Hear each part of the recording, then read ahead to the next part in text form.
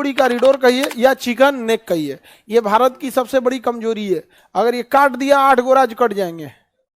अगर ये कट गया ना तो 7 गो तो ये गए, एगो सिक्किम, 8 स्टेट कट जाएंगे भारत से। इतना टफ है ये सिलीगुड़ी कॉरिडोर को मेंटेन रखना यहाँ पे।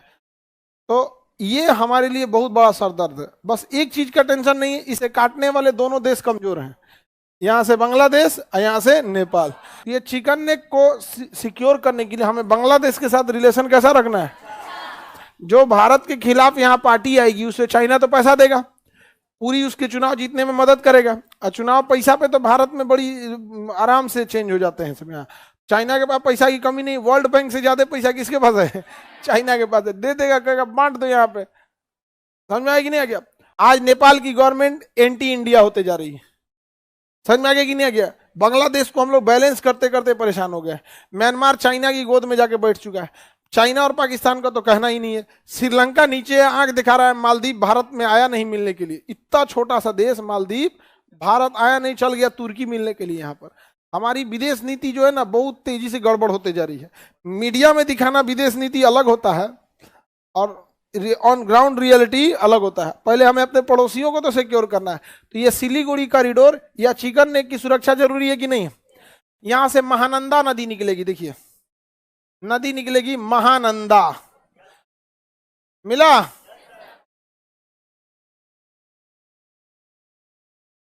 कौन सी नदी, चिकन नेक के पास से कौन नदी है, महानंदा, मिल गई। फिजिकल नक्शा में देखेंगे और क्लियर दिखेगा महानंदा नदी, मिल गया। फिजिकल नक्शा में और क्लियर मिलेगा कौन नदी है, महानंदा, महानंदा नदी मिल गई। ये तो महानंदा नदी है। और यहां से एक नदी जाएगी तीस्ता नदी, बांग्लादेश में चली जाएगी। कौन नदी, तीस्ता नदी चली गई। जलपाईगुड़ी के नीचे मिलेगा कौन सी नदी, तीस्ता नदी। तीस्ता नदी मिल गया, नहीं मिला। कौन नदी है, तीस्ता नदी। अभी सिक्किम में ना जो तबाही आई थी, तो तीस्ता नदी ने इतना भयानक बाढ़ लाया था ना, इतना भयानक तबाही लाया था जिसका कोई हद नहीं। लोगों के दुतल्ला घर में ना नदी घुस गई थी। 2 मंजिला घर है ना, तो उसमें नदियां घुस गई थी, तबाह हो गया था। और सेना के जवान जो ट्रक वगैरह लगाए थे ना, ट्रक में आर्म्स एम्युनिशन रहता है, सब दह गया। और कई सारे सेना के जवान शहीद हो गए वहां पे, बॉडी ही नहीं मिला। ट्रक का ट्रक गायब हो गया और उनके अंदर गोला बारूद था ना, उदह गया। और कहीं जाके टकरा रहा है तो फट रहा है, इसे पानी में फट रहा है, तबाह हो रहा है वहां पे। बहुत भीषण तबाही लाई थी तीस्ता नदी। यहाँ पे तीस्ता नदी जो है बरसात में बड़ी भयानक पानी ले चली आती है। तीस्ता नदी पे बांग्लादेश में इसी के पानी के आधार पर इस पूरे गांव की सिंचाई व्यवस्था होती है। अब पश्चिम बंगाल सरकार जो है यहाँ पे तीस्ता नदी पे क्या बना रही है, बांध। क्या बना रही है, बांध। अब बांग्लादेश हल्ला कर रहा है, क्या कर रहा है, हमारा पानी का कैसे होगा, यहाँ पे कैसे जाएंगे, यहाँ है वो है। तो भाई दोनों देशों को देखना चाहिए कि ठीक है भाई, बांध बनाना इधर भी जरूरी है, पश्चिम बंगाल को भी चाहिए कि पानी चाहिए तो बोलिए बिहार से। ये बगले में कोसी नदी है, बोलिए हम लोग सप्लाई दे देते हैं यहाँ से। समझ में आ गया कि नहीं आ गया यहाँ पे। लेकिन लोकतंत्र में बड़ी उटपटांग चीज होता है, पब्लिक सेंटिमेंट। अब जो लोग ज्यादा विदेश नीति नहीं जानते हैं वो तो कहेंगे हाँ हमारी सरकार ठीक कर रही है, काहे देंगे बांग्लादेश को पानी। जो इंटरनेशनल रिलेशन जान रहे हैं उनको तो समझ में आएगा भैया, बांग्लादेश का ईगो हट मत करो। छोट मोट देश जो होते हैं सब, इन को थोड़ा ही सा फायदा चाहिए होता है।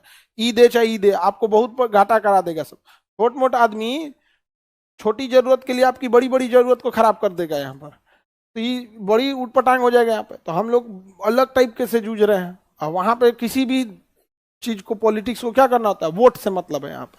अब पानी चाहिए तो भारत सरकार को भी करना चाहिए कि भैया पानी चाहिए, ले जाओ यहाँ से कोसी नदी को। यहाँ से ब्रह्मपुत्र नदी में हर साल बाढ़ आता है। भारत में 2 राज्य ऐसा हो ही नहीं सकता है जो न डूबे, एक असम और एक बिहार, और इन्हीं दोनों के बीच में है ये। और तुम पानी पानी चिल्ला रहे हो भाई, पानी पानी ले रहे। अरे खोद दो इधर से, ले आ यहाँ से, काम खत्म, डूब जाएगा यहाँ से। पानी जितना चाहिए उसके लिए कस्टमाइज डिजाइन बनाइए। कस्टमाइज का मतलब क्या होता है, कस्टमाइज का मतलब हम अपनी जरूरत के हिसाब से जब किसी चीज का डिजाइन कराते हैं तो उसे कहते हैं कस्टमाइज, अपनी जरूरत के हिसाब से। समझ में आ गया कि नहीं आ गया यहाँ पे। अब जैसे सपोज कीजिए किसी को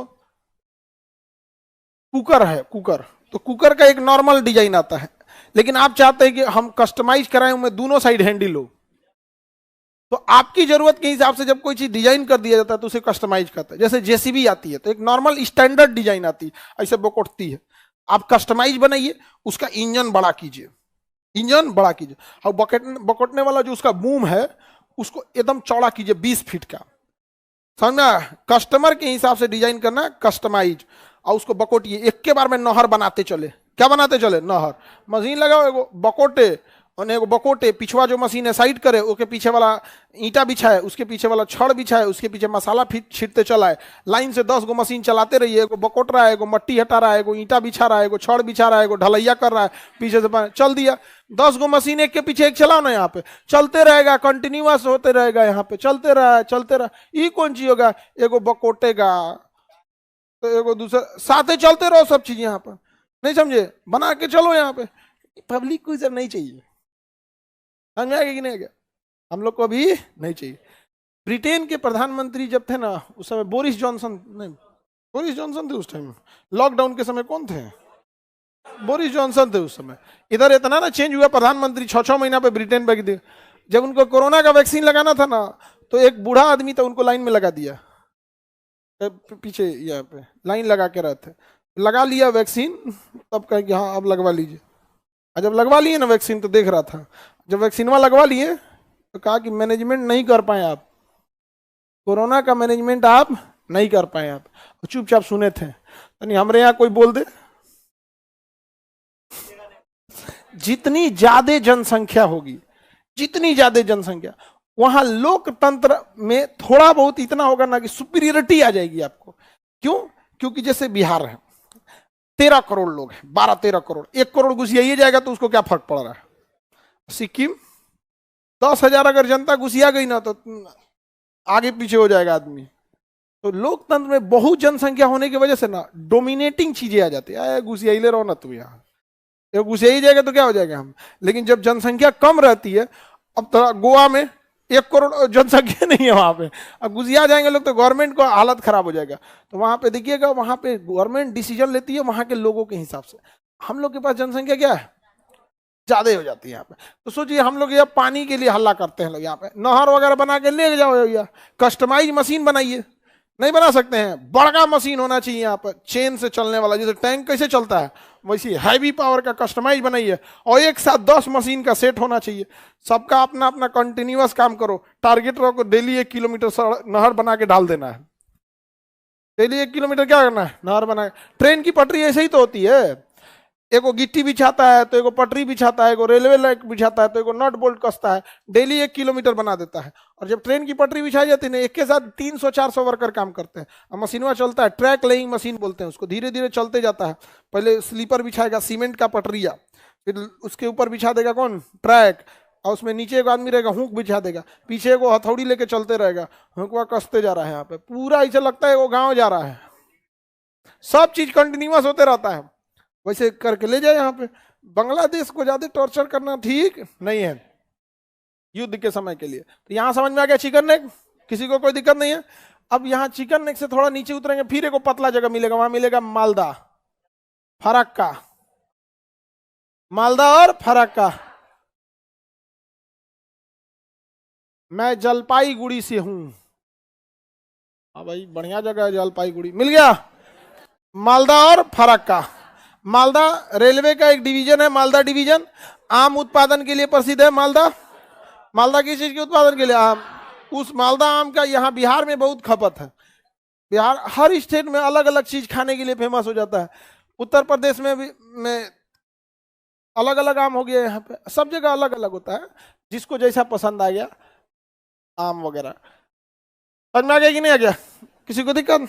मालदा किस लिए फेमस है? आम। और उसके बगल में फरक्का। कौन जगह है? फरक्का। अब ध्यान से समझिए सब लोग, इधर देखिए। अब एक चीज समझिए, कलकत्ता बंदरगाह जो है ना, अब इधर देखिए पहले मेरी हो सब लोग। कलकत्ता बंदरगाह समुंदर पे है, ये नहीं है, नदी पे। किस पे है? नदी पे है। नदी यहाँ बहुत चौड़ी है नदी। तो कलकत्ता बंदरगाह किस में है? नदी पर। नदी बहुत चौड़ी है, लेकिन नदी में ना कचरा जम जाता था, बालू वगैरह का कचरा जम जाता था, हुगली नदी पर। अब देखिए